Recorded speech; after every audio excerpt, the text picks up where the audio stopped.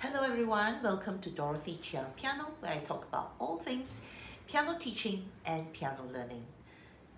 Today we're going to talk about handling tantrums at the piano lesson.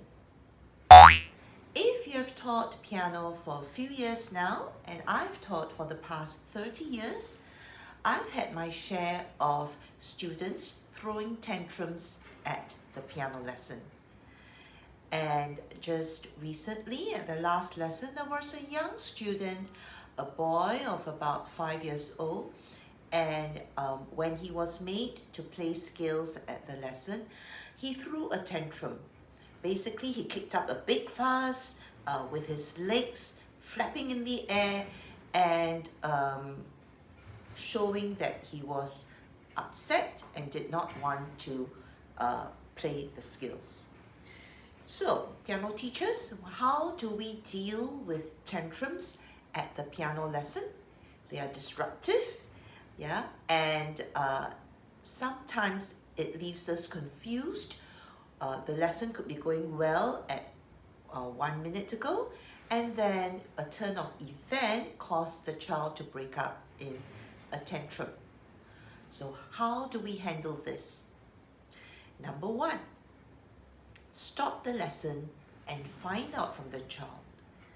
Ask them, what are they upset about? Usually for the child, because they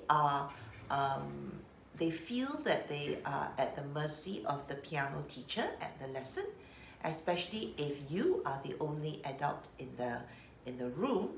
They feel that the only way they can rebel and get their message through is to throw up a fuss or create a tantrum. So, as an adult, stop the lesson and find out. Ask the child, what is the problem? Why are you upset? What are you upset about? What do you want me to do?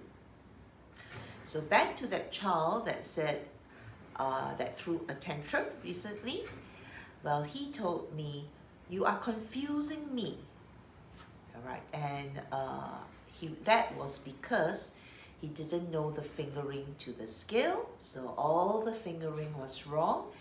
And when I attempted to fix it, he was upset because it meant that I am saying that he practiced the scales wrongly.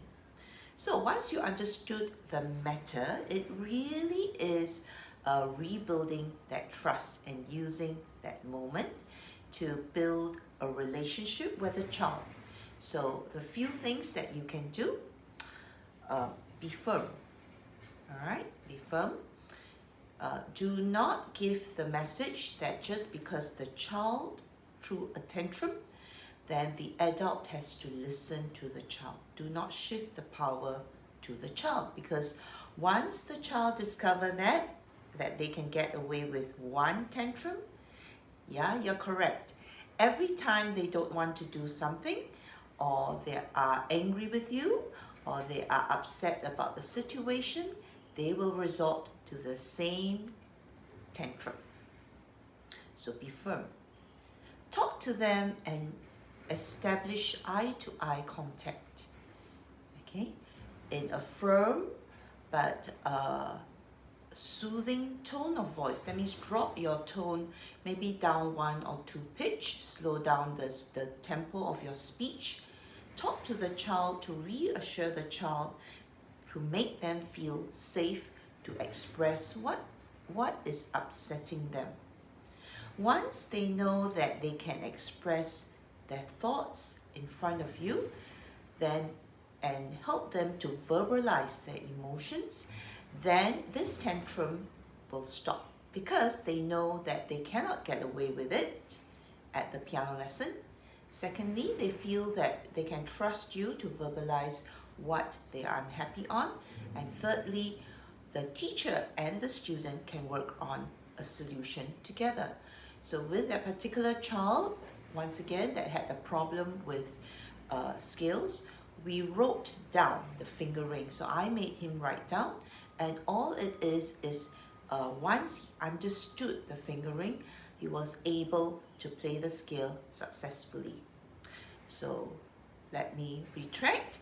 Tantrums occur. Kids do throw tantrums. Often is to express a feeling. Stop the lesson. Find out what is the feeling, what is the cause, how can you resolve them.